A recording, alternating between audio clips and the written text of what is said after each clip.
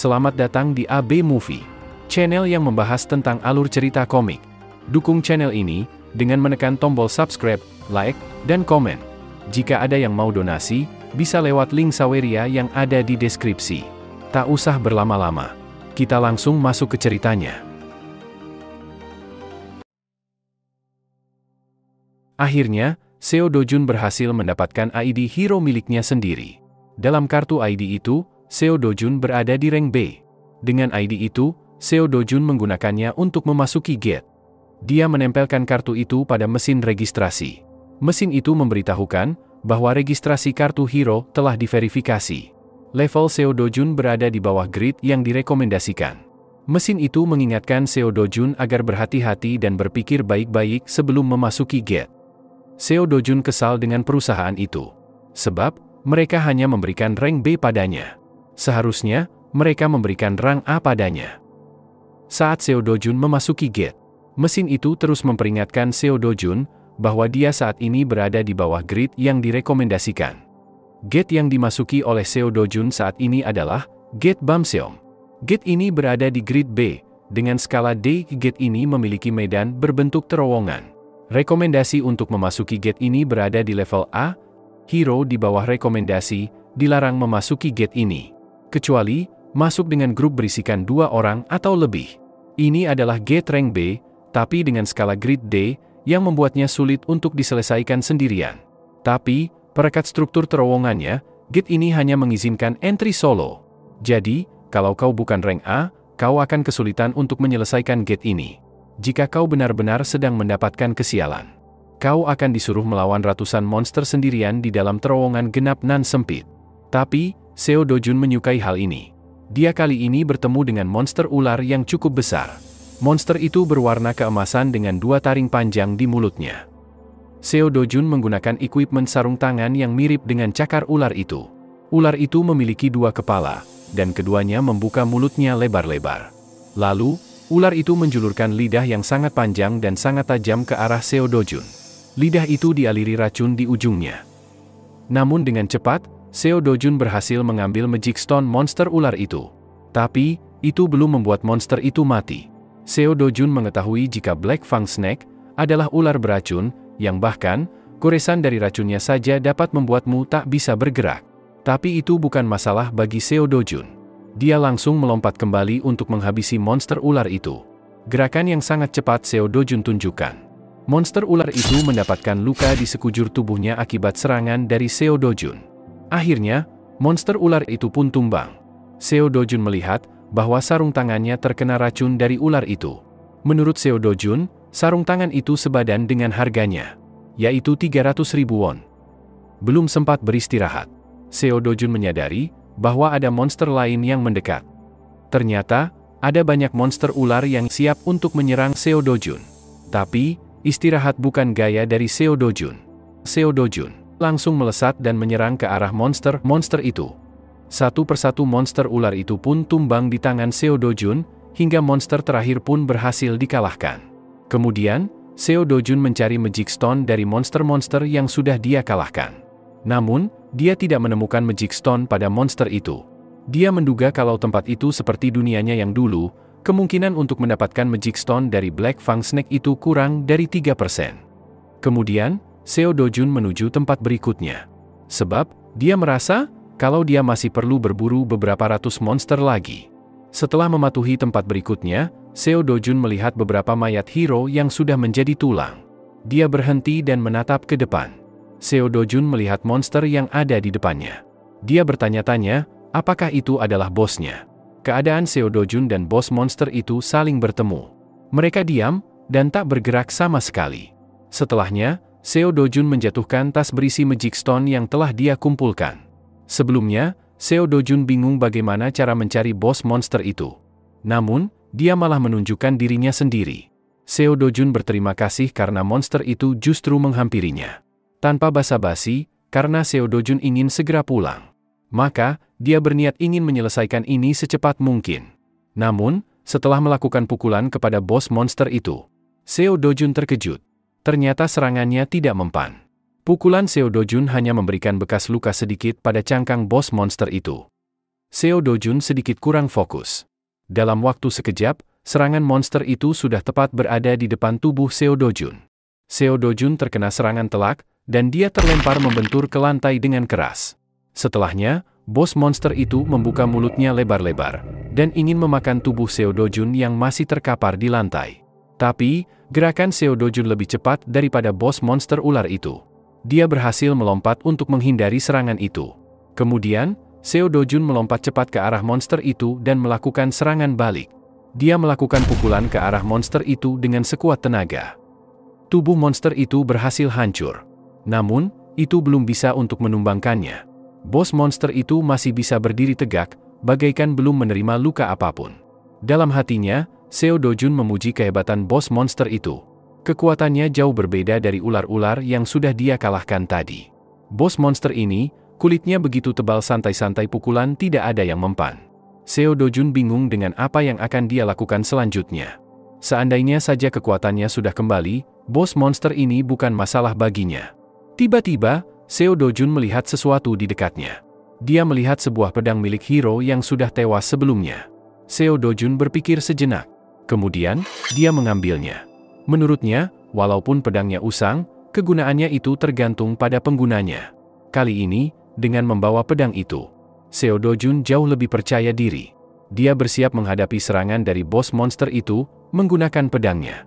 Kemudian, Seo Dojun melompat tinggi ke atas bos monster itu. Seo Dojun ingin agar bos monster itu menganggap ini adalah suatu kehormatan, karena dia bisa mati di tangannya. Lalu, Seo Dojun berhadapan langsung dengan bos monster itu. Saat serangan mereka berbenturan, sebuah cahaya yang menyilaukan terpancar dari arah mereka. Akhirnya, Seo Dojun pun berhasil menghabisi ular itu dengan menggunakan pedang itu. Namun, dia sedikit kecewa, karena pedangnya juga ikut hancur. Namun, jika Seo Dojun tidak menggunakan pedang itu, pasti akhirnya akan berbeda. Seo Dojun memperhatikan mayat bos monster itu. Lalu, dia mengambil taringnya. Menurutnya, taring itu terlalu pendek untuk dijadikan longsword. Tapi dengan sedikit polesan, ini bisa jadi lebih berguna. Tetap saja, keuntungan dari gate ini jauh lebih bagus daripada gate Namsan. Setelahnya, Seo Dojun keluar dari dalam gate. Dia tidak menyangka bahwa gate rank B akan memakan waktu selama ini. Saat Seo Dojun keluar dari dalam gate, di dunia nyata sudah menunjukkan malam hari. Dalam hatinya, Seo Dojun mengatakan bahwa mengembalikan kekuatannya adalah prioritas utamanya saat ini. Dia merasa beruntung, karena kawan-kawan lamanya tidak melihat kondisinya yang seperti ini. Di tempat lain, terlihat seseorang sedang mengeluarkan banyak magic stone hasil buruannya untuk dijual. Penjaga toko mengatakan, jika orang itu sudah mengumpulkan banyak magic stone kualitas tinggi. Dia juga mengatakan, bahwa komisinya seperti biasanya, yaitu 40%. Menurut orang itu, komisi sebesar itu terlalu tinggi. Padahal, dia sudah sering menjual magic stone di toko itu. Dia meminta sedikit diskon kepada penjaga toko. Sembari mengeluarkan uang, penjaga toko itu memberitahukan bahwa potongan di tempatnya adalah yang paling rendah. Sedangkan, biaya komisi gate center saja sudah 5%. Selain itu, mereka juga tidak menyimpan bukti transaksi. Jadi, orang itu tidak perlu membayar pajak. Meskipun komisinya agak tinggi. Tapi, orang itu bisa mendapatkan uang bersih sebanyak itu. Dengan cara seperti ini, bukankah pria itu sendiri yang akan diuntungkan? Sembari menghitung uang yang dia dapatkan, pria itu membenarkan ucapan dari penjaga toko. Namun, pria itu penasaran. Kenapa wajah penjaga toko babak belur seperti itu? Dia memberitahukan bahwa ada seseorang yang gila yang mendatangi tokonya dan menghajar pengawal mereka. Bahkan dirinya juga kena getahnya. Orang itu menebak bahwa penjaga toko sudah lengah karena sudah mempunyai hero rank C. Sebelumnya, dia sudah menyuruh penjaga toko agar lebih telaten dalam memilih pengawal. Jangan hanya melihat mereka dari rank saja. Sebuah rank hanya digunakan untuk mempermudah orang-orang kantoran itu. Kemampuan merekalah yang menjadi penentu. Jadi, jangan hanya menganggap rank seorang hero bisa merefleksikan kemampuannya. Orang itu menanyakan, apakah dia pikir kemampuan seorang pengawal yang baru dapat lisensi dan langsung menjaga toko, setara dengan hero yang sudah mati-matian berburu monster. Tapi, dalam hatinya, penjaga toko itu ingin orang itu agar segera pergi dari sana. Sebab, dia tidak ingin diceramahi. orang itu akan segera pergi. Tapi, sebelum dia pergi, orang itu memberitahukan, jika penjaga toko itu membutuhkan bantuan, orang itu siap membantunya. Saat orang itu sudah berjalan pergi, dia berpapasan dengan Seo Dojun yang masuk ke dalam toko itu. Penjaga toko menatap ke arah Seo Dojun. Kemudian, dia berteriak menunjuk ke arah Seo Dojun dan memberitahukan orang itu bahwa inilah orang yang telah menghajarnya. Orang itu berhenti dan melihat ke arah Seo Dojun. Dia mengatakan bahwa Seo Dojun tinggi dan wajahnya cukup tampan. Tapi, dia berani mengacau di tempat itu.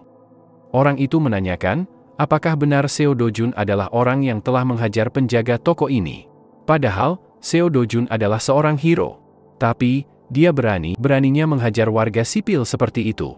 Sekali lagi, orang itu menanyakan, apakah Seo Dojun tahu bahwa hero itu seharusnya melindungi warga sipil? Penjaga toko tersenyum licik. Dalam hatinya, dia mengatakan bahwa orang itu adalah hero veteran yang sudah bekerja selama 7 tahun. Kenal banyak hero veteran dan junior. Jadi, kalau Seo Dojun macam-macam dengannya. Sebelum penjaga toko itu menyelesaikan kata-katanya, dia mendengar bahwa Seo Dojun menyuruh orang itu agar tidak mengganggu urusan orang lain dan segera pergi dari sana. Sontak saja, penjaga toko itu dibuat keheranan. Orang itu kesal mendengar ucapan dari Seo Dojun yang begitu sombong. Sedangkan penjaga toko, dia menyeringai karena dia yakin bahwa Seo Dojun pasti akan mendapat pelajaran. Seo Dojun dengan santainya menanyakan, apakah orang itu akan membalaskan dendam mereka. Orang itu sangat kesal dan mengepalkan tangannya, sebagai bentuk mengekspresikan kemarahannya. Orang itu memikirkan bahwa alasan utama kematian hero itu bukanlah karena dihabisi oleh monster, melainkan insiden tak disengaja dengan hero lain. Itu adalah intuisi dari seorang veteran yang sudah aktif selama 7 tahun. Kemudian, dia berpamitan pergi dengan alasan bahwa dia sedang sibuk. Lalu, Seo Dojun melirik ke arah penjaga toko yang terlihat masih kebingungan. Dengan nada yang terdengar agak berat, Seo Dojun menanyakan, sepertinya penjaga toko itu mempunyai banyak komplain hari ini. Mendengar pertanyaan Seo Dojun, penjaga toko itu langsung pucat. Tiba-tiba, sebuah tas yang penuh dengan magic stone dilemparkan oleh Seo Dojun ke arah penjaga toko. Seo Dojun menyuruh penjaga toko itu untuk menghitung magic stone itu dengan benar. Setelah melihatnya dengan seksama, penjaga toko itu terkejut. Sebab, Seo Dojun membawa banyak sekali magic stone dengan kualitas tinggi. Dia bertanya-tanya, siapakah sebenarnya orang ini? Setelahnya, penjaga toko itu menghitung semua jumlah magic stone yang ada beserta total harganya. Dan totalnya adalah 150 juta won. Dalam hatinya, Seo Dojun menyangka. Padahal, dia sudah berburu seharian. Tapi, dia cuma mendapatkan 150 juta won. Seo Dojun mengulurkan tangannya ke arah penjaga toko, dan meminta 150 juta won itu.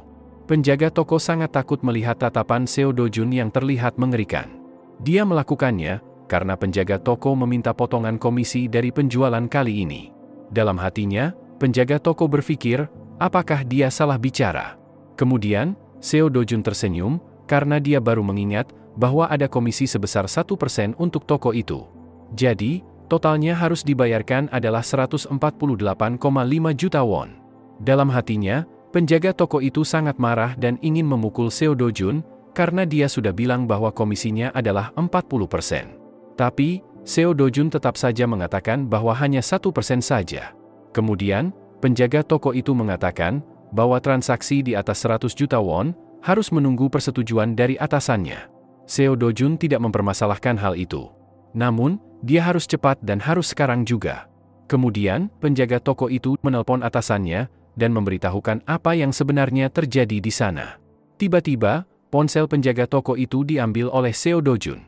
Kemudian, Seo Dojun berbicara kepada atasan penjaga toko itu, agar penjaga toko itu segera memberikan uangnya padanya. Atasan penjaga toko itu paham, dan menyuruh Seo Dojun untuk mengembalikan teleponnya kepada karyawannya. Seo Dojun langsung melemparkan ponsel itu ke arah penjaga toko. Namun, ponsel itu melesat cepat hingga melewati penjaga toko dan tertancap di tembok. Penjaga toko menatap ngeri ke arah ponselnya. Sedangkan Seo Dojun, yang menginginkan uangnya karena atasannya sudah menyetujuinya. Karena sudah ketakutan, akhirnya penjaga toko itu pun segera mengeluarkan uangnya. Setelah mendapatkan uangnya, Seo Dojun pun berpamitan pergi. Dia senang atas kerjasamanya. Dia ingin berdagang secara sehat lagi di lain waktu. Sembari menangis, penjaga toko berkata dalam hatinya bahwa sejak kapan mengintimidasi satu pihak adalah berdagang secara sehat. 10 menit kemudian, karena penjaga toko tidak menjawab teleponnya, pemilik toko itu pun datang ke sana. Dia memarahi penjaga toko itu karena tidak menjawab teleponnya. Tapi, penjaga toko itu sudah terlihat kena mental. Dia mengatakan bahwa dia ingin keluar dari pekerjaannya itu. Sebab, dia sudah tidak kuat lagi berada di sana, dengan pekerjaan yang dia jalani saat ini. Pemilik toko itu terkejut saat melihat ponsel yang tertancap di dinding. Kemudian, pemilik toko itu menelpon Juyeon. Dia ingin Juyeon datang ke tempatnya. Orang dalam telepon itu adalah seorang wanita dengan rambut berwarna merah muda. Saat dia berjalan di tengah kota, orang-orang di sana terdiam dan melihat ke arah wanita itu. Mereka mengetahui bahwa wanita itu adalah Juyeon. Setelah beberapa saat berjalan dan menjadi pusat perhatian orang-orang, akhirnya Juyeon telah sampai di toko itu. Saat Juyeon masuk, dia disambut oleh penjaga toko. Tapi, penjaga toko itu terkejut bahwa yang datang adalah Hyun Juyeon. Sembari membuka kacamatanya, wanita itu membenarkan bahwa dirinya adalah Hyun Juyeon. Penjaga toko itu terkejut. Dalam hatinya, dia mengetahui bahwa Hyun Juyeon adalah hero rank S keempat Korea Selatan. Dia memang pernah mendengar kalau Hyun Juyeon adalah keponakan bosnya. Tapi penjaga toko itu heran, kenapa Hyun Juyeon datang ke tempat itu. Bagaikan bisa membaca pikiran si penjaga toko. Hyun Juyeon mengatakan bahwa pamannya bilang kalau dia sedang dipusingkan oleh salah satu hero yang memaksa penjualan Magic Stone di toko ini. Hyun Juyeon meminta penjaga toko itu untuk menceritakan kronologinya. Di sisi lain, terlihat Seo Do-jun berlatih ditemani oleh adiknya. Meskipun Seo Do-jun sudah hunting setiap hari, dia hanya bisa menghasilkan 100 juta. Jika seperti ini terus, maka dia akan terlambat. Seo Do-jun harus bisa melakukan solo hunting di Gate Rank S secepat mungkin. Untuk itu, hal yang paling penting untuk dilakukan sekarang adalah mengembalikan kekuatannya dulu. Tapi tidak seperti dunia sebelumnya, mana di udara dunia ini sangat jarang sekali. Walaupun, jika Seo Do-jun mengumpulkan mana seperti ini setiap hari, dia butuh waktu 3 tahun. Tapi, mungkin bisa lebih lama dari itu. Seo Do-jun berpikir bahwa akan lebih bagus jika dia bisa mendapatkan equipment yang bisa membantunya. Tapi, tidak ada banyak equipment di sana. Yang ada hanyalah potongan sampah saja. Tiba-tiba, Seo Do-jun merasakan sesuatu. Kemudian, pandangannya tertuju ke arah Eun-yong. Dia langsung meraih adiknya dan membawanya untuk segera masuk ke dalam. Seo Do-jun buru-buru membawa Eun-yong masuk ke dalam. Melihat tiba-tiba mereka berdua masuk, neneknya bertanya kepada Seo Do-jun, apa yang terjadi? Setelahnya, terjadi guncangan yang cukup hebat yang menggetarkan seluruh tempat itu. Sang nenek berteriak ketakutan. Dalam pelukan Seo Do-jun, Eun-yong sangat ketakutan. Dia mengira kalau terjadi gempa bumi. Tapi, Seo Do-jun mengetahui bahwa ini bukanlah sebuah gempa bumi. Dia tahu, jika kemungkinan, sebuah rift sedang terbentuk di sana. Benar saja, di luar, terdapat retakan dimensi yang semakin lama, terlihat semakin membesar. Seo Do-jun menyerahkan Eun-yong kepada neneknya. Lalu dia pergi keluar. Sang nenek penasaran dan menanyakan, apa yang sebenarnya sedang terjadi. Seo Do-jun memberitahukan bahwa situasinya sedang bahaya. Jadi, dia meminta nenek dan Eun-yong agar tidak keluar dulu. Kemudian, Seo Do-jun berlari memasuki rift zone itu. Panel berpindah di Asosiasi Hero Seoul. Peringatan darurat muncul di layar. Salah satu orang di sana memberitahukan kepada ketua tim bahwa ada rift baru yang terdeteksi di Mapo. Ketua tim tak percaya, sebuah rift baru muncul setelah 63 hari. Kemudian, dia memerintahkan agar menghubungi Guild White Lion, karena mereka adalah yang paling dekat ke arah Mapo. Selain itu, dia menyuruh agar mengerahkan semua hero yang sedang berada di sekitar sana. Ketua tim menanyakan di mana lokasi tempat rift itu muncul. Pria yang berambut coklat memberitahukan jika rift itu muncul di halaman rumah pribadi. Ketua tim terkejut lagi karena rift itu muncul di rumah pribadi. Menurutnya, ini adalah sebuah masalah besar jika ada warga sipil yang memasuki rift itu. Jika itu benar-benar terjadi, maka yang lainnya tidak akan mungkin bisa memasukinya sebelum mereka keluar. apalagi jika mereka mati di dalam. Akan terjadi monster wave selama 10 hari di area Rift. Jika itu terjadi, seluruh area Soul akan hancur. Lalu, ketua tim menanyakan identitas orang yang memasuki Rift, apakah sudah dikonfirmasi. Petugas itu memberitahukan, jika namanya adalah Seo Dojun. Dia adalah warga pemilik rumah tempat di mana Rift itu muncul, dan neneknya bilang kalau dia memasuki Rift untuk menyelamatkan adiknya. Ketua tim akhirnya tahu, bahwa Seo Dojun bukanlah seorang hero. Sejauh ini, saat ada warga yang memasuki Rift pasti akan terjadi monster wave. Dia menanyakan, apakah ada kemungkinan terjadi monster wave? Petugas itu terdiam sejenak. Kemudian, dia mengatakan, bahwa kemungkinannya adalah 99,9%. Setelahnya, kepanikan dan keputusan terjadi di tempat itu. Semua orang merasa, kalau pekerjaan mereka sia-sia. Di tempat lain, terlihat, seseorang sedang membanting tumpukan kertas. Ternyata, yang melakukannya adalah Hong Hae-ju. Dia tidak percaya mendengar laporan, bahwa Seo Dojun telah awakening. Dia menanyakan apa maksud dari Ketua Lee. Ketua Lee mengatakan, jika dia memang belum terdaftar di asosiasi hero. Tapi, bisa dipastikan jika dia awakening di dalam gate sebelumnya. Hong Hae-ju sangat marah, dia tidak tahu apa yang sebenarnya dilakukan oleh Kang Chul-wo. Hong Hae-ju yakin, jika akan lebih baik, kalau Ketua Lee menghabisinya secara langsung. Dan kenapa harus membuat semuanya menjadi rumit? Jika itu benar terjadi, Ketua Lee akan menerima uang untuk pekerjaan itu. Hong Hae-ju meminta kepada Ketua Lee untuk menyampaikan kepada Kang Chul-wo, kalau dia sampai gagal menghabisi Seo Dojun lagi, maka dia harus mengembalikan uangnya 10 kali lipat. Ketua Lee mengatakan, jika tidak perlu menghubungi Kang Chul-wo.